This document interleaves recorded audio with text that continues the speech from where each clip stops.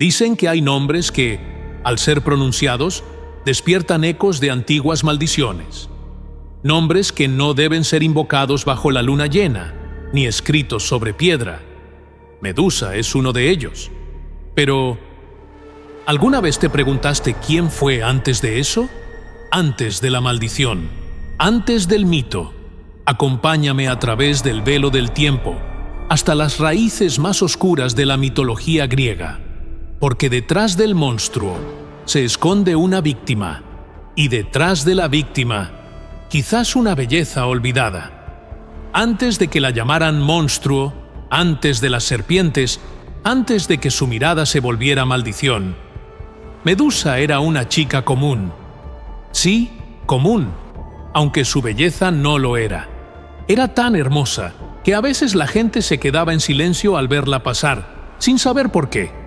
Pero ella no se sentía especial, no buscaba atención, no provocaba a nadie, solo quería estar en paz.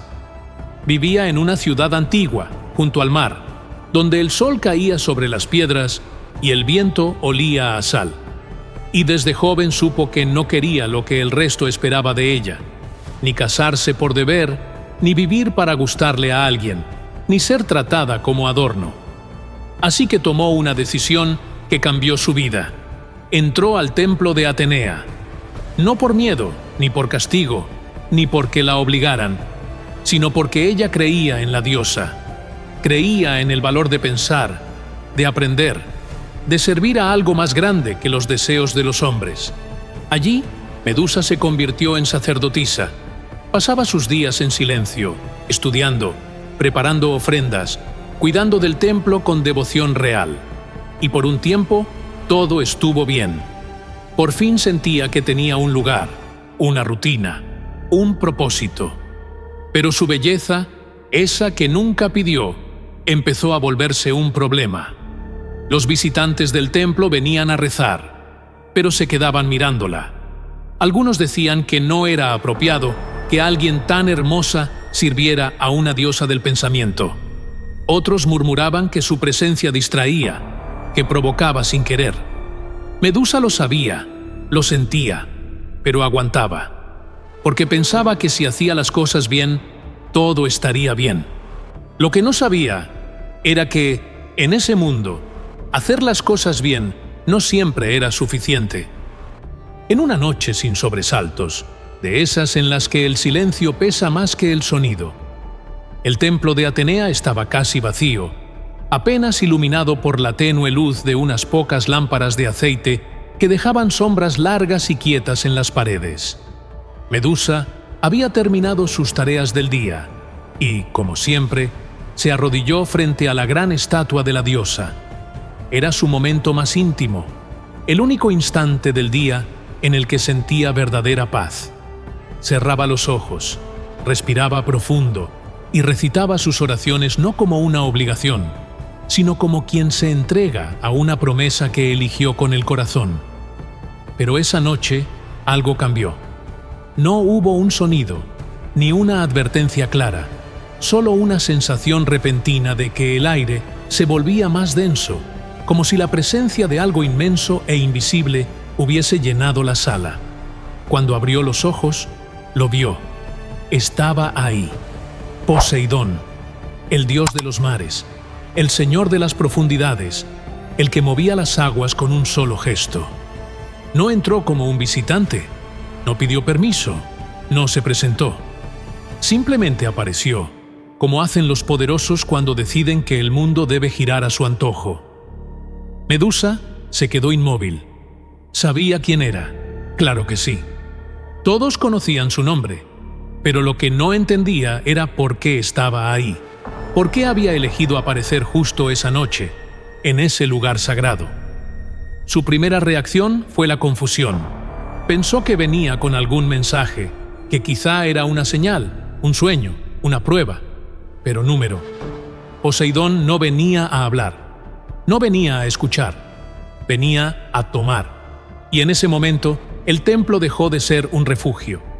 Lo que ocurrió después no debería haber pasado, mucho menos ahí, en ese espacio consagrado a la razón, a la sabiduría, al equilibrio. Pero los dioses no siempre respetan los mismos límites que los humanos. Y esa noche, Medusa fue violentada dentro del mismo altar que juró proteger. No hubo súplicas que la salvaran, ni paredes que la defendieran, ni diosa que respondiera a sus ruegos. Lo único que quedó fue el frío del suelo bajo su piel y el eco seco de lo que ya no podía deshacerse. Cuando Poseidón se fue, lo hizo sin voltear, como si nada hubiera ocurrido. Y Medusa se quedó ahí, temblando, no solo por lo que le hicieron, sino por lo que sabía que vendría después. Sabía que algo se había roto, que ya no podría seguir igual, que el templo ya no la vería como antes.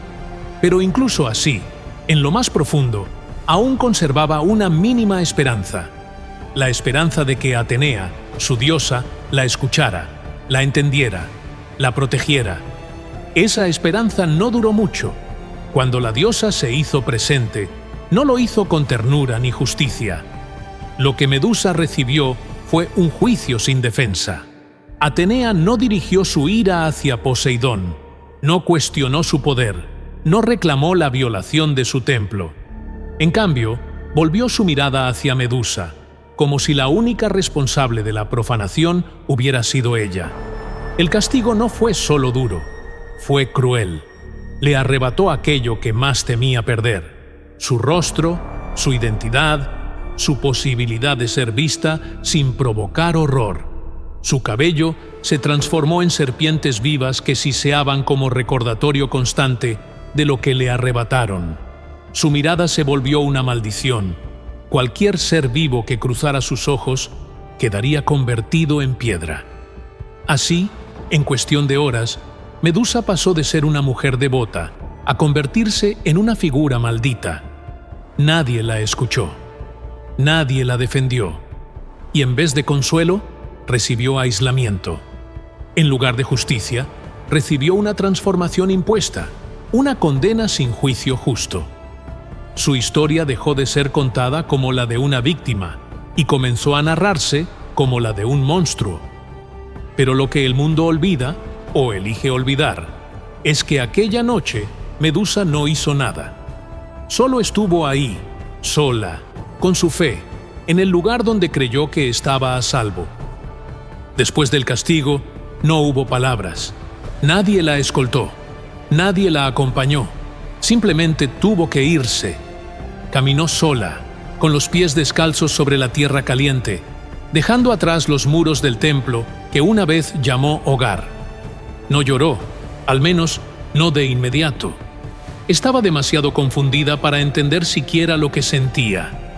No había espacio para el llanto cuando aún trataba de convencerse de que todo aquello no era un mal sueño.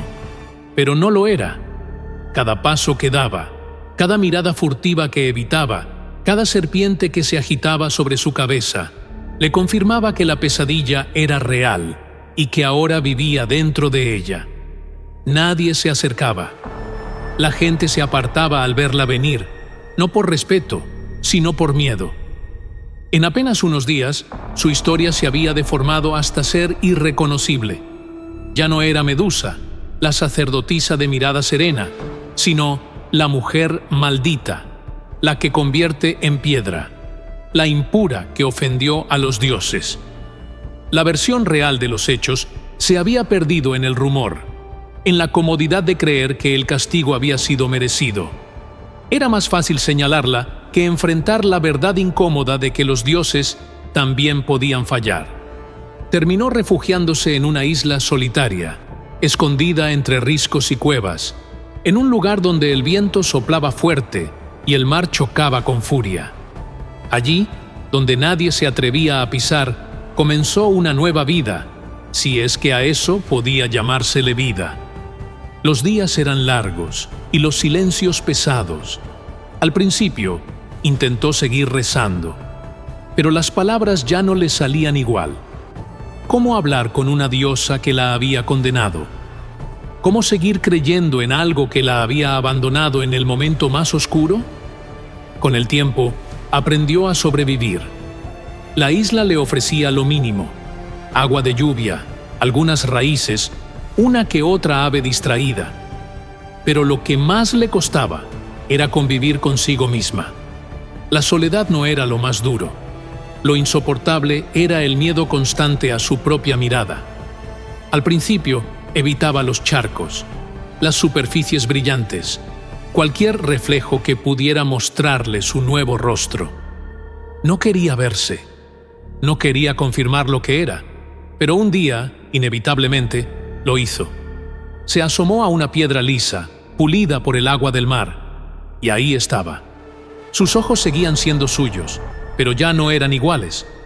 Tenían una intensidad que antes no conocía, una especie de profundidad que no miraba, penetraba. El cabello era una masa viva, serpientes entrelazadas que la observaban como si también fueran parte de su conciencia. Por primera vez, entendió el miedo que despertaba, pero también sintió otra cosa, una chispa de poder. No era el tipo de poder que uno elige, ni el que se busca, pero era real y lo poseía. Con el paso de los meses, o quizás años, porque allí el tiempo se disolvía, Medusa dejó de esconderse. Ya no temía su reflejo, ya no huía de sí misma. Descubrió que la maldición que le impusieron también podía ser una defensa, que su soledad no era debilidad, sino una forma de mantenerse a salvo. El mundo la había tratado como un monstruo, así que aprendió a ser uno, al menos a los ojos de los demás. Pero en su interior seguía siendo la misma mujer que una vez creyó en algo más grande que ella. Solo que ahora su fe estaba rota, y con ella su inocencia. La historia se convirtió en leyenda. No fue de un día para otro. Al principio, solo eran rumores que flotaban entre puertos lejanos y hogueras nocturnas. Marineros que decían haber visto sombras moverse entre las piedras, animales petrificados sin explicación, estatuas de hombres en poses imposibles, como si el miedo los hubiera atrapado para siempre en su último aliento. Decían que era una criatura salvaje, una bestia que habitaba en una isla maldita. Y como suele pasar, cuanto más absurda parecía la historia, más rápido viajaba. Los primeros en buscarla fueron los ignorantes, hombres armados con lanzas, con arrogancia, convencidos de que enfrentaban a un monstruo común. Llegaban a su isla con la certeza de que la gloria los esperaba, que bastaba con fuerza y valentía, pero no regresaban. Algunos ni siquiera alcanzaban a gritar. Otros quedaban esculpidos en piedra, como advertencias vivientes, atrapados en el borde de un grito, con los ojos abiertos de par en par. Medusa, al principio, se escondía. No quería verlos, no quería hacerles daño. Pero su isla ya no era refugio, se había convertido en trampa. Con el tiempo, entendió que su silencio no era defensa suficiente, que la soledad no bastaba para que la dejaran en paz. Cada intento por permanecer apartada terminaba con un nuevo invasor, y así, casi sin quererlo, su historia empezó a crecer. Ya no la llamaban por su nombre. Ahora era la Gorgona. Una palabra que sonaba a amenaza, una criatura de la que solo se hablaba en susurros. No sabían quién había sido, solo sabían lo que podía hacer. Y eso bastaba para que empezaran a perseguirla como un trofeo. Los siguientes hombres que llegaron no lo hicieron por valentía, lo hicieron por fama, por riqueza, por la promesa de ser recordados. Reyes, cazadores, aventureros sin gloria. Todos querían decir que fueron los que enfrentaron al monstruo. Ninguno pensaba en lo que realmente significaba entrar a un lugar donde cada piedra podía ser un cadáver, donde la mirada de una mujer podía arrancarte del mundo en un parpadeo. Nadie se preguntaba qué historia había detrás de sus ojos. Solo querían matar al símbolo, no a la persona. Y ella, poco a poco, dejó de temerles. Aprendió a escucharlos antes de que llegaran. El mar le avisaba, el viento le hablaba. Aprendió a mirar con intención, a distinguir entre los que venían por error y los que venían a cazarla. A esos, sí, les dio lo que buscaban. No porque quisiera, sino porque no tenía otra opción. No podía permitirse la compasión en un mundo que no le ofreció ni justicia. La isla se llenó de estatuas, no como obras de arte, sino como testigos de una historia mal contada. Hombres congelados por su propia ambición, por no entender que no todo lo desconocido merece ser destruido. Y en medio de todo eso, Medusa seguía viva, respirando, mirando, recordando quién fue y preguntándose, cada vez que uno caía a sus pies, ¿cuándo terminará la casa? Para entonces, Medusa ya no esperaba nada. Vivía en un tiempo suspendido, como si su corazón latiera fuera del calendario del mundo. Las estaciones pasaban sobre su isla como brisas lejanas. No era ni vida ni muerte, era existencia pura, desgastada por el paso de los años y la repetición de los mismos rituales. Sobrevivir, observar, resistir. No le quedaban lágrimas, solo un silencio espeso que la acompañaba como sombra. Había aceptado que su castigo no tenía fin, pero un día el aire nuevamente cambió. No era solo el sonido del mar o el viento que bajaba desde los acantilados, era otra cosa, un silencio contenido, como si el mundo aguantara la respiración. Medusa lo sintió antes de verlo, un presentimiento, algo que no pertenecía a esa isla.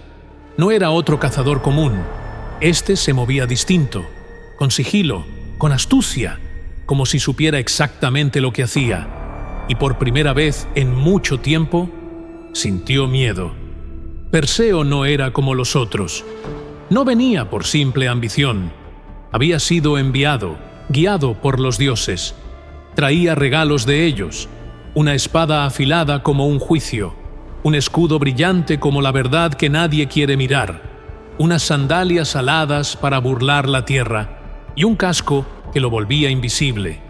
No traía fuerza, traía destino. Era la pieza final de una tragedia que ya estaba escrita antes de que ninguno de los dos naciera. Medusa no lo vio venir. Literalmente, él no la miró a los ojos. Usó el escudo como espejo para acercarse sin caer preso de su mirada. Esperó el momento exacto, y cuando lo encontró, cuando la vio girar entre sombras sin sospecharlo, levantó la espada. Fue rápido, implacable, injusto. En un parpadeo, todo terminó. Su cabeza cayó al suelo con un golpe sordo, pero sus ojos seguían abiertos. Y aún así, no gritó. No hubo alarido final, no hubo monstruo rugiendo de dolor. Solo una mujer, silenciosa, que había aprendido a morir sin hacer ruido. El mundo no tembló, ningún dios lloró, solo el viento siguió soplando, indiferente como siempre. Perseo se llevó la cabeza como trofeo, como arma, como ofrenda. Pero no supo que al hacerlo, cargaba también con el peso de una historia que nadie contó bien. Una historia de poder y castigo, de belleza y rabia, de injusticia y resistencia. Porque aunque el cuerpo de Medusa murió, su mito apenas comenzaba a vivir. Con el paso de los siglos, el nombre de Medusa dejó de ser un susurro de miedo y se volvió símbolo. Pero como suele ocurrir con las mujeres que incomodan, su historia fue contada por otros. Pintores, poetas, escultores, todos hablaron de ella, sin escucharla. La dibujaron como un monstruo, la convirtieron en advertencia. Dijeron que era peligrosa, que su mirada mataba, que debía ser vencida. Nadie se detuvo a preguntar por qué. La verdad es que Medusa fue una mujer castigada por existir fuera de los márgenes, por no cumplir las reglas invisibles que decían qué podía ser y qué no. La castigaron por ser deseada, por ser fuerte, por tener fe. Y cuando la arrancaron de su mundo, cuando la aislaron, cuando la pintaron como bestia, tuvo que volverse todo eso para sobrevivir. Pero en lo profundo, nunca dejó de ser ella. No fue el veneno de las serpientes lo que petrificaba. Era la verdad de su dolor, reflejada en cada mirada. Era la furia de quien ya no pide perdón. Era el espejo de una sociedad que no soportaba mirarse a sí misma. Los dioses que la usaron también desaparecieron con el tiempo. Sus templos cayeron, sus estatuas se rompieron. Pero Medusa permaneció. En muros, en banderas, en arte, en palabras, se convirtió en ícono, en grito mudo, en símbolo de mujeres que también fueron silenciadas, exiliadas, convertidas en amenaza. Porque en cada época hay quienes prefieren destruir lo que no entienden antes que escuchar lo que duele. Y aún así, Medusa sigue mirando, no para matar, sino para recordar, para incomodar, para mostrar que incluso desde el exilio y el olvido hay historias que se niegan a desaparecer, porque no todas las leyendas nacen para asustar. Algunas existen para que no olvidemos. Medusa no fue solo víctima, ni solo vengadora. Fue mujer, fue fuerza, fue mito, fue memoria, y en algún rincón del tiempo su mirada sigue abierta, no para convertir en piedra, sino para despertar.